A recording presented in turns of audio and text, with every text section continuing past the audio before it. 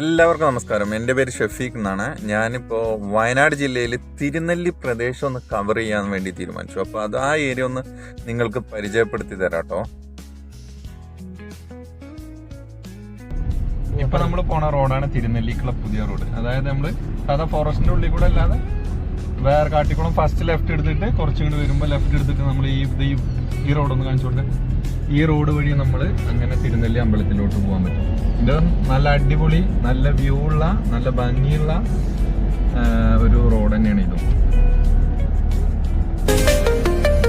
ഒരു പ്രത്യേക ഒരു ഫീലാണ്. നെട്ടറ ഗ്രാമം എന്നൊക്കെ എഴുതിയിട്ടുണ്ട് അവിടെ.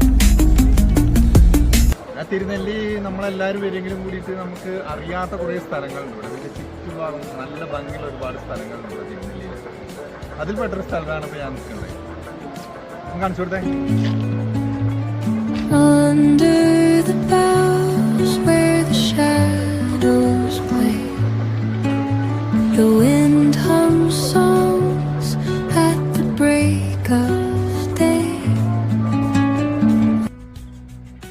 പിന്നെ നമ്മൾ പോയത് വിശാലമായ പാടത്തേക്കാണ്. അതായത് പാടത്തോട് ചേർന്നൊഴുകുന്ന പുഴയും, അതായത് അമ്പലത്തിൽ നിന്ന് ഒരു 500 മീറ്ററേ ഉള്ളൂ. ഇത് താഴത്ത് കറങ്ങുകയാണെങ്കിൽ 500 മീറ്റർ പോയാൽ ഫുള്ള് പാടങ്ങളാണ്. ഇതാണ് കാളിന്തി പുഴ കേട്ടോ. അതായത് ബ്രഹ്മഗിരി മലമുകളിൽ നിന്നും വരുന്ന മലമുകളിൽ നിന്ന് ഉത്ഭവിക്കുന്ന പുഴയാണ് കാളിന്തി പുഴ. തിരുനെല്ലിയിലാണ് ഇതിൻ്റെ ഉത്ഭവ സ്ഥാനം.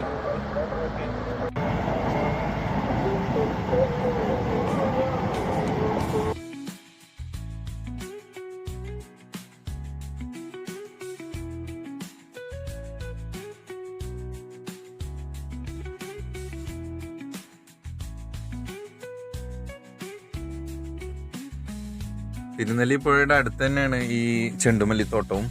അപ്പോൾ സഹ്യ എന്നാണ് ഇതിൻ്റെ പേര്. ഇവിടെ കോട്ടേജും അവൈലബിൾ ആണ് കേട്ടോ.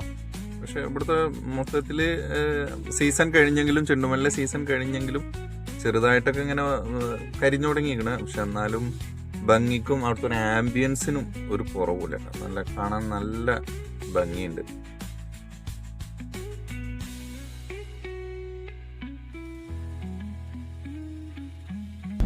തിരുനെല്ലിയിൽ നമുക്ക് ഒരു എക്കോ ടൂറിസം ഉണ്ട് കേട്ടോ, ഗവൺമെൻറ്റിൻ്റെ. അതായത് നമ്മൾ മലമുകളിലേക്ക് നടന്നു പോകും. നമ്മൾ ബ്രഹ്മഗിരി ഇക്കോ ടൂറിസം സെൻറ്റർ എന്നാണ് ഇതിൻ്റെ പേര്. അത് നമ്മളവിടെ ചെന്ന് വണ്ടി നിർത്തിയിട്ട് ഫോറസ്റ്റ് ഉദ്യോഗസ്ഥന്മാരുടെ കൂടെ കാട്ടിലൂടെ മേലോട്ട് നടന്നു പോകും. അവിടെ നല്ല വ്യൂ പോയിന്റുകളും പറ്റുമെങ്കിൽ നമുക്ക് മൃഗങ്ങളെയും ഒക്കെ കാണാനൊക്കെ പറ്റും.